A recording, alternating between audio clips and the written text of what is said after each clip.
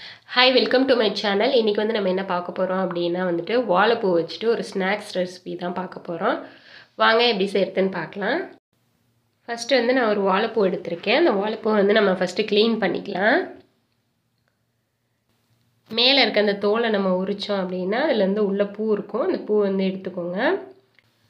அந்த பூக்குள்ளே வந்துட்டு இந்த மாதிரி பார்த்திங்கனாலே தெரியும், நரம்புன்னு சொல்லுவாங்க. அந்த மாதிரி நரம்பு மாதிரி நீட்டமாக இருக்கும். அதுக்கப்புறமா கீழே வந்துட்டு ஒயிட் கலரில் அந்த கவர் மாதிரி ஒன்று இருக்கும். அது ரெண்டுமே உங்களுக்கு அந்த பிளாஸ்டிக் மாதிரி அந்த இது இருக்கும், பார்த்தாலே தெரியும் உங்களுக்கு. ஸோ அது ரெண்டையுமே நல்லா எடுத்துருங்க. இதே மாதிரி எல்லா பூவையும் நம்ம க்ளீன் பண்ணிக்கலாம். க்ளீன் பண்ணிவிட்டு இந்த மாதிரி குட்டி குட்டியாக கட் பண்ணிக்கோங்க. கட் பண்ணிவிட்டு இதை வந்து நீங்கள் வர அரிசி கழுவுன தண்ணியில் வந்துட்டு போட்டு வச்சுக்கோங்க. இல்லைனா உங்களுக்கு கருப்பாயிரும். அப்படி இல்லை உங்கள்கிட்ட அப்படின்னா வந்துட்டு மோர் தண்ணியில் கூட நம்ம போட்டு வச்சுக்கலாம். அப்பயும் கருக்காமல் இருக்கும்.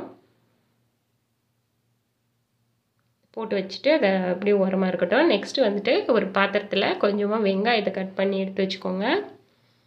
கருவேப்பிலை அதே மாதிரி கட் பண்ணி ஆட் பண்ணிக்கோங்க. கொத்தமல்லி கட் பண்ணி ஆட் பண்ணிக்கோங்க. 2 டேபிள் ஸ்பூன் அரிசி மாவு ஆட் பண்ணிக்கோங்க.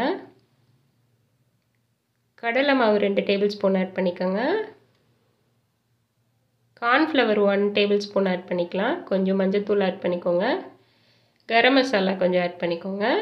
Kashmiri chilli powder 1 tablespoon add பண்ணியிருக்கேன். கொஞ்சமாக பெருங்காயத்தூள் ஆட் பண்ணியிருக்கேன். இதுக்கு தேவையான உப்பு ஆட் பண்ணிக்கலாம்.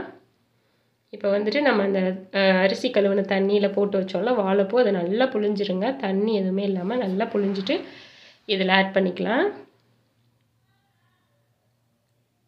வெங்காயம் வந்து நீங்கள் நீட்ட வாக்கில் கட் பண்ணி ஆட் பண்ணிக்கோங்க. அப்போ தான் உங்களுக்கு அந்த பக்கோடாவுக்கு நல்லா டேஸ்ட்டாக இருக்கும். இப்போ இது எல்லாத்தையும் நல்லா கலந்து விட்ருங்க. இந்த வாழைப்பூவில் இருக்க தண்ணி, அப்புறம் வெங்காயத்தில் இருக்க தண்ணி, அதெல்லாமே உங்களுக்கு ஓரளவுக்கு கரெக்டாக வந்துடும். பத்தலை அப்படின்னா வந்துட்டு நம்ம கையில் லைட்டாக தண்ணி தெளித்து இதை மிக்ஸ் பண்ணிக்கலாம். ஒரு 10 மினிட்ஸ் இதை அப்படியே விட்டுட்டிங்க அப்படின்னா அந்த ஆனியனில் இருக்க தண்ணி இன்னும் கூட இறங்கும் நம்மளுக்கு. பாருங்கள், இன்னும் கூட நல்லா இறங்கிருச்சு. இப்போ வந்து நம்ம இதை வந்து இந்த மாதிரி கொஞ்சம் கொஞ்சமாக எடுத்து எண்ணெயில் பொரித்து எடுத்துடலாம். எண்ணெய் வந்து மீடியம் ஹீட்டில் வச்சுக்கோங்க. மீடியம் ஹீட்டில் வச்சுட்டு இதை பொரித்து எடுத்துடலாம். கரியிறாமல் மெதுவாக பொரித்து எடுத்துக்கோங்க. பரட்டி விட்டு 2 பக்கமும் பொரிச்சிக்கலாம்.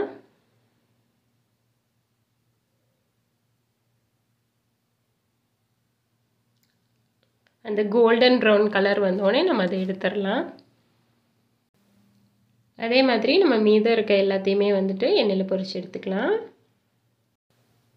ஸோ அவ்வளோதாங்க, வாழைப்பூ பக்கோடா வந்துட்டு ரெடி ஆயிடுச்சு. இது வந்துட்டு நல்லா வெளியே கிறிஸ்பியாக நல்லா டேஸ்ட்டாக இருந்துச்சு.